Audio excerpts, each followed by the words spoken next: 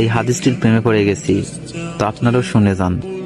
আপনি যখন নিজের ঘরে নীরবে কান্না করবেন, আল্লাহ তখন ফেরেশতাদের উদ্দেশ্য করে বলেন, কোন জিনিস আমার এই বান্দার চোখে পানি আনলো? ফেরেশতাগণ বলেন, আপনার বান্দা সুখে নেই, আপনার বান্দা অনেকদিন হাসেনি।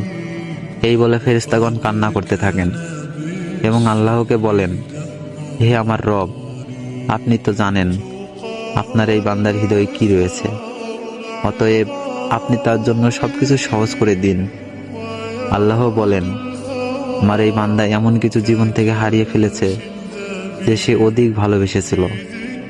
অতএব আল্লাহ বলেন, আমি শপথ করছি, আমার বান্দা যা তার জীবন থেকে হারিয়েছে তার চেয়ে উত্তম জিনিস আমি তাকে এনে দিব, যা দেখে দুনিয়া ও আখিরাতে সবাই বিস্মিত হবে।